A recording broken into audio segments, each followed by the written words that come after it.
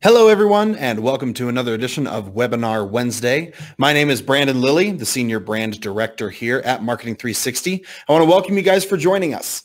We're going to take a little bit of time today, and we're going to talk about social media management, different tips, tricks, and strategies to get you started. If you're already started doing social media management, these tips and tricks will help you go to the next level, different things that you can do, different things you can use, and how you can use social media to grow your business and fuel your brand. If you want to follow along, go ahead and follow us at m360.us/A2339. Again, this presentation is available later on, and it's m360.us/A2339. So let's go ahead and move on to our first slide here. We're going to get started. Why is social so important? Really boil it down, it's where your customers are. Now look at these statistics. 79% of Americans use Facebook. 57% of American consumers say that social media influences their shopping habits, their buying habits. 80% of users follow at least one business on Instagram. Last statistics showed that Instagram had 800 million monthly users. And, the new statistics, as soon as they come out, people are estimating that they're going to be at 1 billion users on Instagram. It's insane. 80% of those are following businesses. 50% of US millennials use Pinterest every month, and 63% of those say that Pinterest helps me discover new brands or products to buy. So you can't skip out on social media. Now you may be wondering, is my business ready for social media? Is my industry ready for social media? What's the ROI of social media? We'll get to a lot of those questions, and if you have any specific questions, please be sure to holler them out, and we'll make sure to answer them live here as a part of the stream. One quote that I really like, it's from Gary Vee. He says, what's the ROI of my business, or what's the ROI for social media? And he says the ROI is that your business will still be around in 5 years. And we've seen this to be true. For businesses that have difficulty adapting to what modern users are looking for, they find that they are quite swiftly overtaken by other companies and other businesses. Social media has always been about pulling back the corporate veil and kind of showcasing who you are as a business or who you are as a company. Now, in addition to that, users are really comfortable within social media. They use that to connect with friends, connect with family. To an extent, their guard is down a little bit, and they expect the same from the businesses that they're working with. This is their way in a kind of a non-conflict environment to connect with you. Now, if they connect with a business over Facebook, they can pretty much understand that they're not going to be bombarded with sales calls. If they tweet at somebody on Twitter, they expect a pretty fast response in 140 characters or less. So social media is incredibly important across all channels, whether you're using this for lead generation, brand awareness, consumer advocacy, brand building, whatever you're using it for, there's a channel for you, and there's no reason as a business in 2018 for you not to be on social media. Let's jump over to our next slide, and this is, how does my social presence have relevance to my business? One of the major things that we've seen recently is the fact that users are utilizing social platforms to kind of assess a company's social proof. Now, what I mean by social proof, I mean that generally speaking, people want to birds of a feather kind of flock together. And there's the situational awareness that we're looking at where consumers want to connect with people who believe the same thing that they do, right? It's that confirmation bias. So when a user believes something about a company and they see social proof, as in other people believe the same thing about a company, it reinforces that belief, and it kind of sets in their mind that what I believe is true and I am correct. Right? So social proof correlates to your brand's reputation, which creates that trust. And that's a big part of what we're looking for here. Yes, social media can turn into a lead channel. It can turn into a sales channel for you. But in the very beginning and kind of at its core, what we're looking for is building social proof. Imagine this. You're running ads on Facebook. You've got a pretty decent budget on there. You're spending thousands of dollars a month, and your ads are great. They get great response. They're generating leads. Well, what about the leads or the sales that you're losing? Because customers they click on your your Facebook link, the profile link, to learn more about you, and there's just nothing there, right? Immediately, and we've all been victim of this, immediately they're going to trust your business less. If you are not putting yourself out there, you're not putting your business out there per se, there is a major risk for people believing something about your business that may not be true. This is the dark side of that social proof here, right? So millennials, Generation Z, Generation Alpha, whatever they want to call themselves, whatever these generations are being called, they all use social media. But In fact, some of the other generations, some of the older generations, are some of the fastest growing segments on social media. Facebook for years has seen that that middle-aged women, that demographic, is one of the fastest growing users on social media. And reason being, it's a great way for them to connect, for them to learn, and for them to kind of, again, that social proof. Now, we do have a question coming in here. I'm spending hundreds of dollars a month and getting almost nothing back. Should I be paying a company to run ads for me? Looks like that's Maya's Playtime Adventures. We're going to cover a couple of different things as it relates to ads. We've done some other webinars on running ads yourself, which you're more than welcome to take a look at, see if there's something there that can garner value for you. I have found in my experience, and I've been doing marketing for about 10 years now, I've found that I am good at a lot of things and I am very bad at other ones. If I need a plumber, I hire a plumber. I don't try to do that myself because that's not the world that I live in. And especially with social media and digital marketing, there's a real, it changes constantly, right? There's always all sorts of changes. And if you don't live in that world, you run the risk of wasting money in certain areas that may not be valuable for you anymore. Just because it was valuable yesterday does not mean it's valuable tomorrow. So keep that in mind. Obviously, these are open platforms. You can certainly spend money on them, and you can certainly run advertising yourself. We provide as many resources as we can, youtube.com/marketing360. But if you do want a company to help you out, we are more than happy to jump on board and to speak with you about that. All you need to do is just go to marketing360.com/start, give us a little bit of information, and we'll talk to you and figure out what needs to happen. We'll work up a quote for you, custom for you and your business, and we'll see what happens there. So let's go ahead and move on to our next slide here. This is the customer purchase funnel. I want you to look at this one here real briefly because it's different than what you would normally see as a sales funnel or that sales cycle. This is the customer purchase funnel that people will generally go through on social media, right? Now, you could say that this is similar to the sales funnel that you normally see, where you've got the people at the top. These are all your leads. They're just learning, and then you've got kind of down in the middle. That's that nurturing cycle where you're trying to convince them to buy, and then down at the bottom, that's where it's spitting out sales and conversions. Somewhat similar for social media, but there's more levels here. With social media, you're not looking for an ROI, return on investment, and I'll say this as often as I can. You are looking for an ROE, return on engagement. That is one of the most valuable things that you can take away from your social media. Now, will social media influence and impact your traditional sales cycle and your traditional sales channels? Yes, if done correctly. Rome wasn't built in a day. Your social media presence isn't built in a day. So it takes time to build that up. And this is the funnel that we're looking at for that specifically. First things first is awareness. You cannot just build a social profile and assume that someone is going to visit you or come to you and just immediately become a fan and just a rabid brand advocate, right?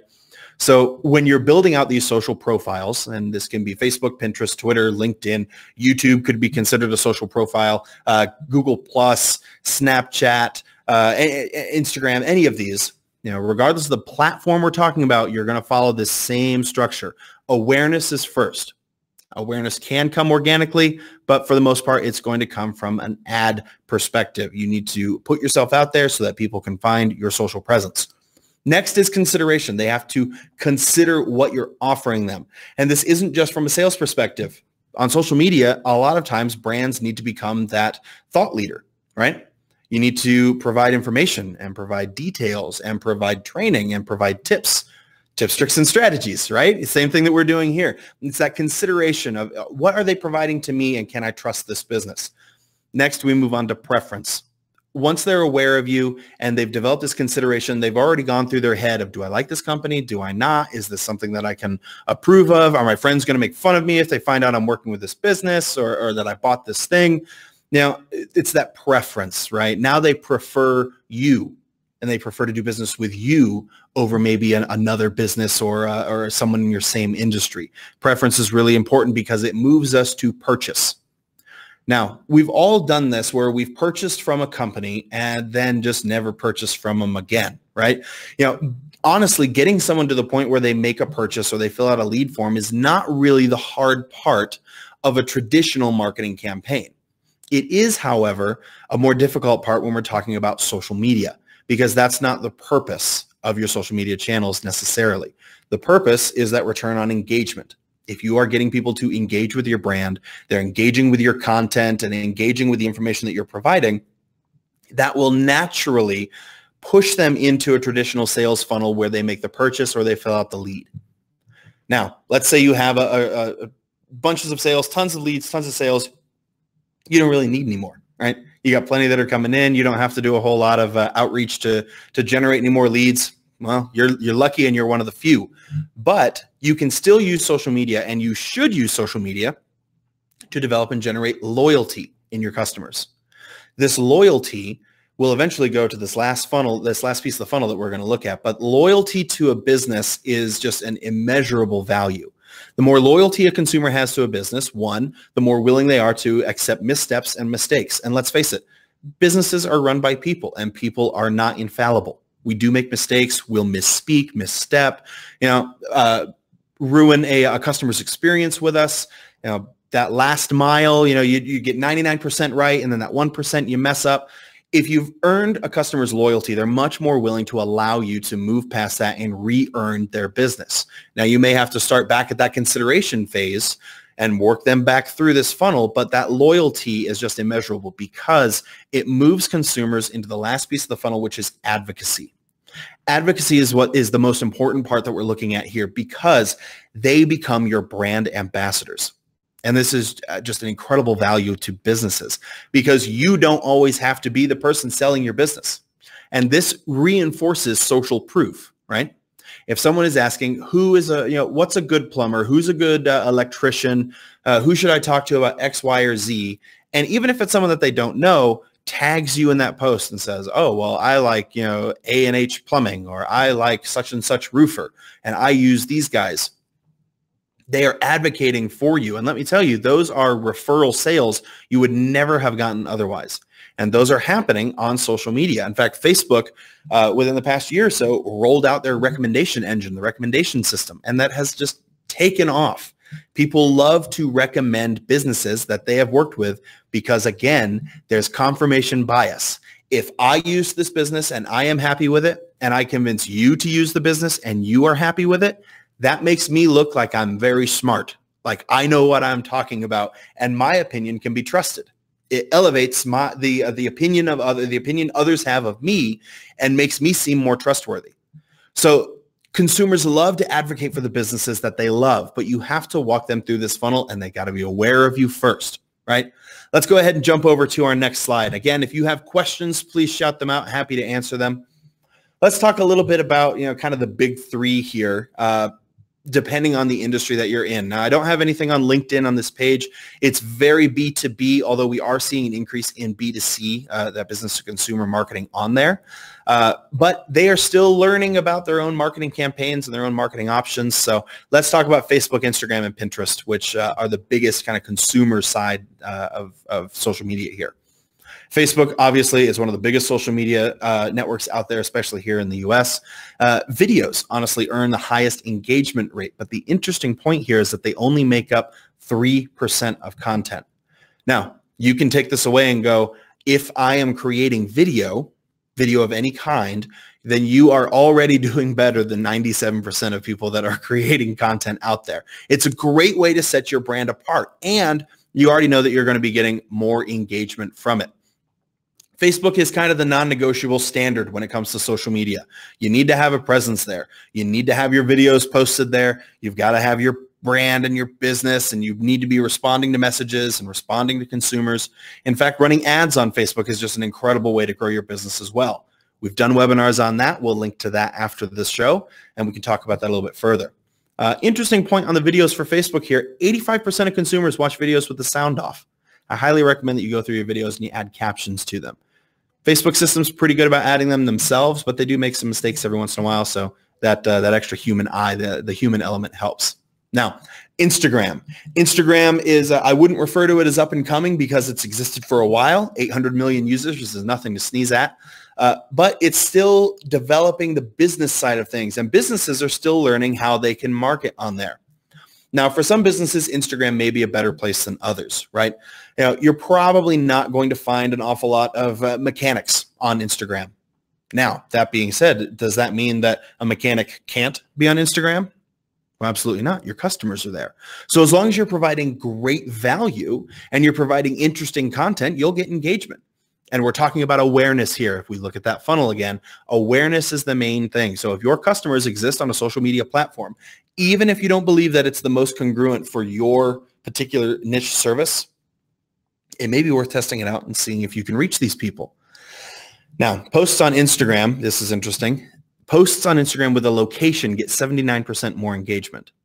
So you need to have your location on Instagram as well, your address, your brand, things like that. If you have a physical location for people to visit, why not share that? Share an inside look. Share what the business looks like, what your employees are doing. The birthday party you just threw for the employee who's been there the longest, things like that.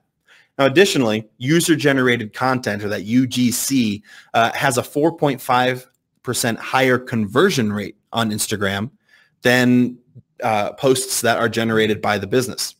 This means, say you're a landscaper or a roofer or someone like that, and you have your users, your customers send you pictures. That's user-generated content that you can then post on your Instagram and kind of show off what you've been doing. Again, we're looking for social proof, right? Social proof is what users are looking for. They see that. They see, wow, this landscaper did an amazing job on this property. Look at that location. It's really close to me. I probably drive past that business every once in a while, or I've driven past that house. They're probably in my neighborhood. Really cool. They engage with you. Instagram photos generate 36% more engagement than videos. Little flip-flop there from Facebook, whereas Facebook gets, most of the engagement on videos. Instagram is more heavily located or heavily skewed towards photos. Let's jump over to Pinterest here. We talked about this earlier. 50% of U.S. millennials use Pinterest every month. That's a huge market. Millennials, it's a bigger generation than even the baby boomers, so you can't ignore them. 63% of that 50% say that Pinterest helps them discover new brands or products to buy. They're in a buying mood. People on Pinterest are shopping. They're shopping for ideas. They're shopping for concepts. They're shopping for inspiration. They're shopping for their muse.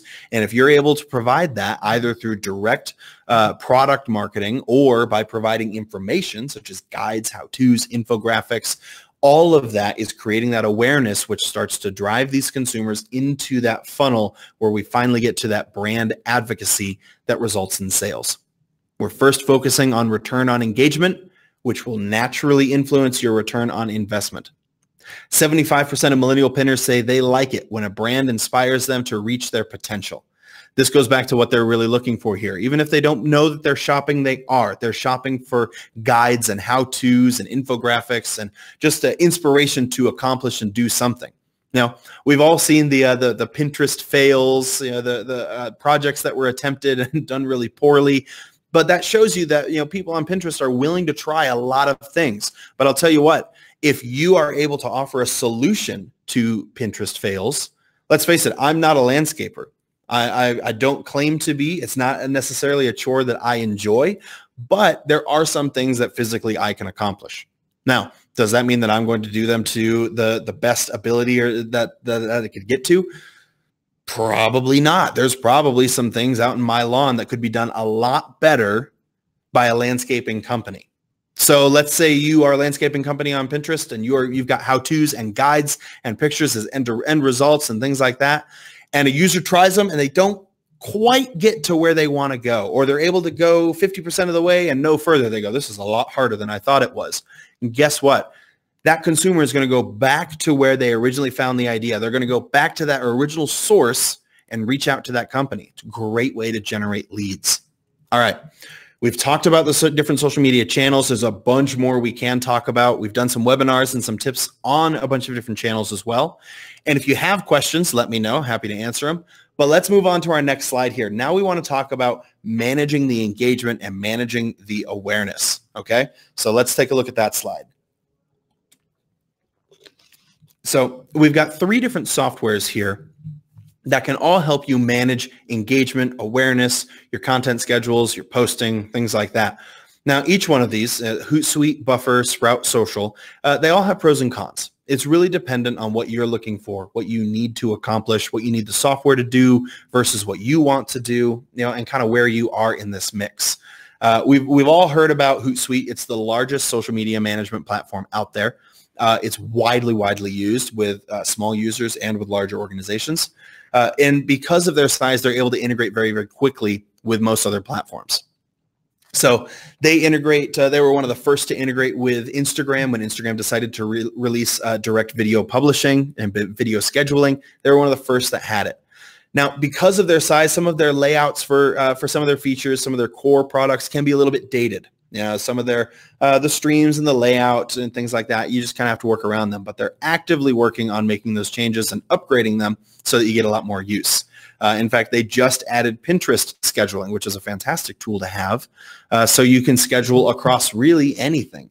LinkedIn, you can schedule into Facebook groups. You can schedule Instagram, both video and posts. Facebook, of course, Google+. There's all sorts, and Pinterest now. So there's all sorts of different platforms that you can integrate with this and work with it. It's not just for posting your content, scheduling content, but it's also for engagement.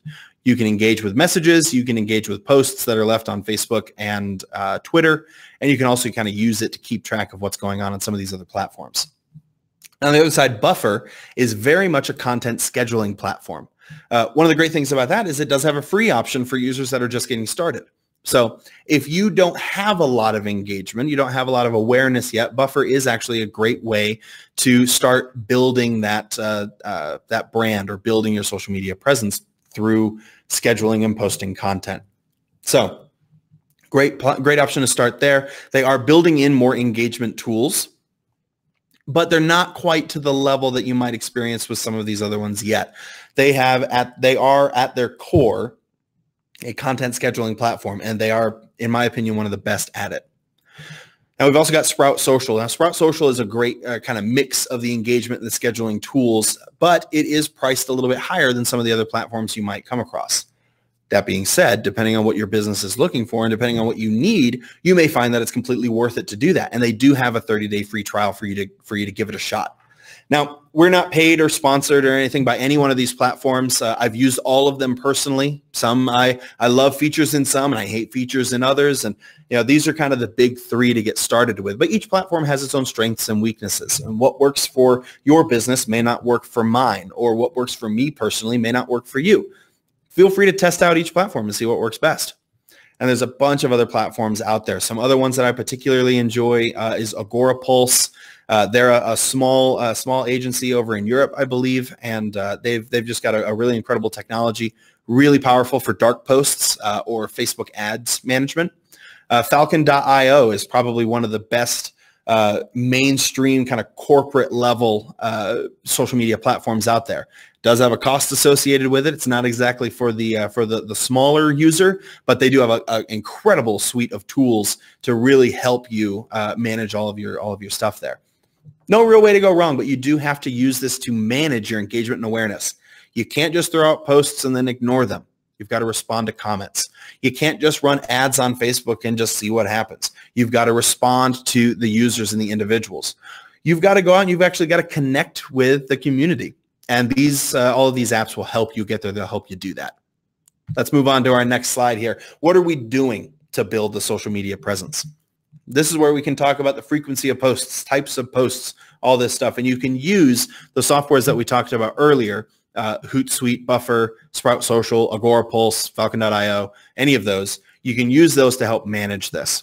Now, I've done some videos in the past talking about how to craft a top tier, your perfect social marketing strategy. We'll add a link to that after the show. You can also just go to youtube.com/marketing360 and view any of our videos there. We've done quite a few for social media and for social media management. Frequency of posts is going to depend on the platform. There's some studies that show that you get the most growth on Twitter by posting 17, 18 times a day. Now, not everyone has time to do that, but for those of you that do, the quality of the content is what matters. Instagram, most people can look at that, and any posting more than once a day is probably not really, there's not a lot of value there unless, of course, again, the quality of content and the scheduling of that content is valuable. Facebook, there's no real rhyme or reason. It just kind of depends on your market, your industry. LinkedIn, Google+, same thing. Snapchat is very much that user-generated content. So as you see exciting things, you snap those, or as your business is doing cool things, you snap those. So your frequency of posts will vary, and you want to be able to make sure that you increase or decrease your posts based on what you're seeing from your audience. Types of posts, obviously, that can change dramatically.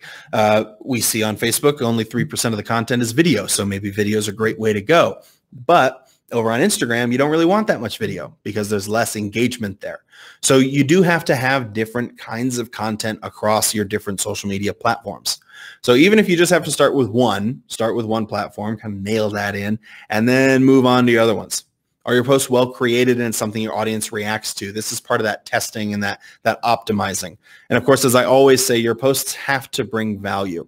If you aren't bringing value there, then your content is just adding to the white noise and you need to knock it off. You're making it harder for the rest of us, okay? Your content should cut through the static and it should cut through the noise that's created by consumers and businesses that are it's just noise. You know, it's just kind of adding to the static there. So make sure you got value and purpose. Of course, posting videos, we already talked about that. And as we talked about on a previous slide, are you interacting with your followers? It's incredibly important. No one wants to just kind of get involved in their own echo chamber. You don't want to walk into a room, holler at the business, and then never hear from them. I mean, you can see them there. They're posting. They're active. They're leaving things on. They're posting content, but they're not interacting with anybody. That's a great way to feel ignored. Now, and we've seen that kind of across the board. Consumers can feel ignored by their friends and family. They can also feel ignored by businesses if you're not engaging with them on social media. Think about it like this. If a consumer walked into your location and tried to say hi to one of your sales guys or a sales lady or a customer service rep and was just ignored, they walked in with a question and no one acknowledged them, they're probably going to go to another business. They're going to take their money elsewhere. So keep that in mind. Social media is literally the exact same thing and consumers have the same reaction.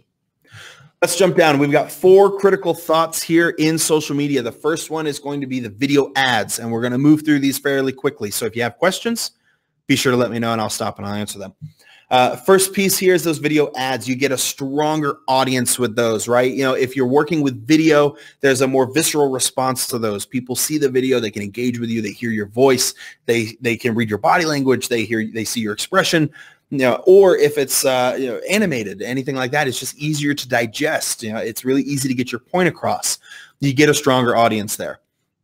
Additionally, you have remarketing capabilities. You can say you've got a 2-minute-long video, and you can build remarketing lists based off of people who have watched 15%, 25%, 50%, 75% of the whole thing. And you can build out ad funnels, and you can build out content based on those people and what they're expecting, right? So it's really, really valuable. You get to, with video, they get to see and hear what you want them to see and hear. It's a 24/7 #1 best sales guy or sales lady out there. That's your best salesperson because they'll never get it wrong. They never call out sick. They never sleep. Video is one of your best salespeople out there. So it's really fabulous for you to be able to utilize that. Let's move on to critical thought number 2, targeting the correct audience. It's imperative that you target the audience that best suits your campaign. You know, you need to layer that. If you are running campaigns for awareness, they're awareness-based, teaching people about your brand, you probably don't want to be focusing on the people that are pretty much loyal to you already. If you are looking for advocacy, you probably don't want to be reaching out to the people that have just made a purchase from you. It's not time yet. So you have to target what you're doing to the right audience. And you can layer in that audience too. You know, if you can build out these if-then essentially statements within Facebook and all your social media. If a consumer interacts with this ad or watches 50% of this video, the next thing they see is this ad, or the next thing they see is this video, and you can continue to work them through this funnel, layering in other pieces of marketing, other pieces of retargeting. You know, you can reach them on Twitter. You can promote your YouTube channel from your Facebook page, get them engaged with your brand. And by layering that audience, that's how you develop the full, gambit of awareness, and they eventually become your advocate. Let's go to critical thought number 3. Understand and implement the kind of campaign that you want to build. Now, we talked about this briefly, but a brand campaign is not a lead ads campaign. They are very, very different, and they have to utilize different, different strategies, different channels, different things that you're trying to accomplish. If you are looking for awareness, then a brand campaign or a likes campaign, that's great. If you're looking to build a retargeting list so you can get people into your sales funnel, a traffic campaign or a lead ad campaign can be very valuable. If you need conversions now, if you need to generate leads, then lead ads is where it's at. And you probably don't want to build up likes on your Facebook page. There's no value there, right? So you have to be considering what you're trying to accomplish. And you do that by focusing on the different campaigns. Those campaigns are influenced by the management that you have done on your social media page and by the natural organic content that you are posting in addition to your ads. Let's move on to critical thought number 4, and that's design new creative. All right. You have to always be creative because there's so much going on in social media. It doesn't matter that Instagram has 800 million monthly users. If they see your same ad over and over and over, they are eventually going to get bored of it. They're either going to block you or they're just going to get, they're just not going to see it anymore. They're going to get ad blindness. Think about it like this. Ads age like bananas on a countertop, right? You could probably also say it if we've got some younger viewers in the audience. Ads age like an avocado on the countertop, right? You're looking at it and you're just waiting for it to get ripe. Wait, turn away for a second. My ad's useless. It's out of date. I need to change it up, right? It's gone rotten. So always be changing this stuff up, implement new images, new video, new content, stay fresh, stay relevant, and stay top of mind. That's how you're going to really grow your social media presence. That's how you're going to grow your business and grow your ad experience and the advocacy that consumers will get. All right, next slide. And we're almost to the end here. Why is a strong social presence crucial to your business? The first thing we talked about is it's where your customers are. Second, recapping this, it's social proof is part of the buying process. I need to have that familiarity with a brand. I need to believe that I'm making a good choice, and I also want to believe that someone else has made a good choice before I have. So social proof is incredibly important. It's the new referral system. If I'm looking for a service or I'm looking for a product or something to solve a need that I have, you need to have created an opportunity to have brand advocates that will then reach out to these potential leads or potential customers and refer them. Fourth, it creates brand awareness. Brand awareness has always been kind of a buzzword. And do I need brand awareness? Do I not? Well, guess what? If no one's aware, then no one's going to buy. They have to be aware that you exist. Now, by layering in, obviously, your different types of campaigns, you don't need a brand awareness campaign if you're trying to generate leads. There's different concepts there, but you always have to be generating awareness about your business. And it's not just what your logo is and who your name is. It's about who you are. Why would I work with you? What value do you bring to my life? What are you bringing to my experience as a consumer? This isn't just about getting your name out there. This is about showing off your business. And that's where social media management and the social media organic systems work really, really well. Finally, if you don't, your competitors will. We know that the market is constantly changing and people are always looking for new opportunities. They're looking for new businesses. There's numerous new businesses started every day. The small business community in America is the lifeblood of our economy, and it's constantly changing. Everybody is always looking for a new thing to do, a new business to start. So if you aren't in social media and you are just kind of neglecting that, then you are allowing a competitor to come in there and control that space when you could very easily jump in there and do that yourself. All right, let's go to our next slide here. What do we at Marketing 360 do for our social media management clients? We do all of it. We do everything that we just talked about here. We design and create the content for the business's social platforms. We work with you to make sure that those platforms are created. We create and post all of the different content in a consistent way for the benefit of Google, for other search engines, for users, for you, for your brand. We follow, like, and interact with other brand pages and communities. We communicate with the business owner specifically because, guess what? We're not just here doing the work because we can. We're doing the work because we love it, and we love to partner with small businesses and make their dreams come true. That's the whole goal here. Finally, we track everything, and we're able to show the analytics of what we're doing across all channels, where we're seeing success, where we're not seeing the success that we need, and what you as the business owner and us as your partner can do to get you where you want to go. If you want to learn more about our social media management, you can always visit us, marketing360.com. Or if you want to get started and at least get a quote, get an idea of what this might look like and get some ideas that we have for your social media, go to marketing360.com/start and we'll be sure to get that started. Final slide here. Again, you can check out this presentation later on at m360.us/A2339. Again, that's m360.us/A2339. And if you want a free social media audit, like we originally discussed, go to marketing360.com/start. We'll audit your social media. We'll give you an idea of what we think that we can do and what the strategies we would want to implement, what we can do to help grow your business. I want to thank you guys so much for watching. If you do have questions, please leave them in the comments. Please like and share this video. Let us know if there's other topics you'd like us to cover or other industries we can talk about, any strategies we can help you with. We're always willing to do more content and do more videos. We do these webinars every Wednesday at 1:30 p.m. Mountain Time. Thank you guys so much for watching. Have a great day and happy marketing.